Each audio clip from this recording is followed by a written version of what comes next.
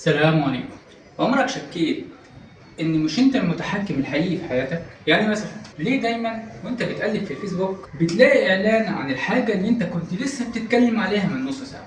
عارف يا معلم، في ناس شايفه ان دي مش صدفه وان دي مؤامره وان الموبايل بيتجسس عليك والسماعه بتسمعها، حتى القطه بتاعتك شكلها مش تمام. خلينا النهارده نغوص في نظريه المؤامره، المكان اللي مفهوش منطق بس فيه اثاره ورعب وضح. ايه هي نظريه المؤامره؟ نظرية المؤامرة دي هي الاعتقاد بأن في جهة قوية مخفية ماسكة ريموت كنترول بتاع العالم وبتلعب بينا كده زي ما احنا بنلعب جي تي ايه. يعني كل حاجة بتحصل وراها خطة شريرة. الأسعار زادت، الحق، مؤامرة. الامتحانات صعبة، مؤامرة. الكشري خلص من المحل، دي مؤامرة لتجويع الشعب. ليه دماغنا دايما بتحب المؤامرات؟ العقل البشري عادة ما بيحبش الفراغ، بيكره، بيقول ما اعرفش ده حصل ليه. فلما تحصل كارثة او حاجة مش مفهومة المخ بيدور على تفسير، ودايما افضل تفسير في شرير في الخلفية بيدبر كل حاجة، وبما انك مش شايفه تبقى مؤامرة. هديك امثلة كده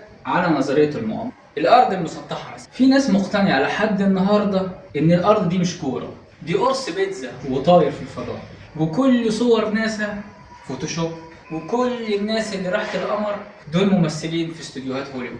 النظرية التانية، الماسونية بتحكم العالم. الماسونية دول اللي الناس شايفة ان هم الجماعة اللي بيحكموا العالم وانها بتتحكم في كل حاجة من اول سعر الجبنة لحد قرارات الامم المتحدة. وكل لما تلاقي علامة غريبة على الدولار يقول لك شايف دي عين الماسونية، وان 11 سبتمبر كانت من تدبير امريكا نفسها. ناس قالت مستحيل برجين يقعوا بالطريقة دي إلا لو كانت خطة داخلية. في مهندسين طلعوا قالوا شكل الانهيار مش طبيعي. هل ده حقيقي ولا العقل مش قادر يستوعب حجم الكارثة؟ فاختار إنه يلاقي شماعة. كمان التطعيمات مؤامرة لزرع شرايح إلكترونية. في ناس رفضت تاخد لقاح كورونا لأنهم مقتنعين إن جوه الإبرة في شريحة GPS من بيل جيتس. طب أنت أصلا معاك موبايل بيتتبعك وبيسجل صوتك، ليه بيل جيتس يستعبط ويحط لك شريحة في الكتف؟ الزواحف البشرية بتحكم العالم. في ناس مؤمنة إن الرؤساء والحكام والشخصيات المشهورة دول مش بشر، دول كائنات زاحفة متنكرة زي فيلم مين إن بلاك، جايين من الفضاء وبيتحكموا في مصير البشرية. ليه الناس بتصدق الكلام ده؟ حب الدراما. نظرية المؤامرة دايما مشوقة أكتر من الحقيقة. يعني مثلا الجو حر عشان التلوث، دي مملة. لكن لو قلت الجو حر عشان الامريكان مشغلين مدفع شمس في الفضاء، دي جامده. الاحساس بالتحكم. لما صدق نظريه المؤامره او ان في فعلا نظريه مؤامره بحس ان انا فهمت اللعبه.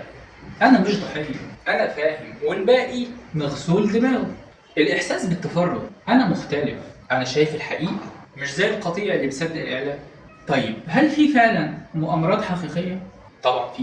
فضيحه ووتر جيت، تجسس حقيقي من حكومة نيكسون على خصومه السياسيين. تجارب توكسيك، تجارب طبية على أمريكان من أصل أفريقي بدون علمهم. مشاريع تجسس من CIA زي الMK ألترا.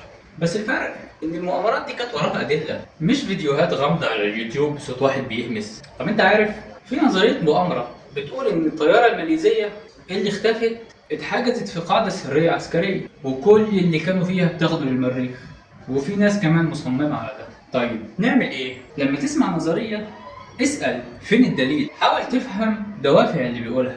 هل هو خبير ولا مجرد شخص عامل قناة على اليوتيوب عشان يلم منها مشاهدات؟ فكر، هل التفسير البسيط مش كفاية ولا لازم نخلق شرير في الخلفية؟ ما تحكمش بسرعة بس برضه ما تصدقش بسرعة. اللي بيصدق كل نظرية ده عايش في فيلم، بس خلي بالك يمكن الفيلم ذات نفسه متفبرك وانت مجرد كومبارس في خطة محبوكة من 300 سنة. ومين عارف، يمكن الحلقة دي كلها أصلا مجرد مؤامرة.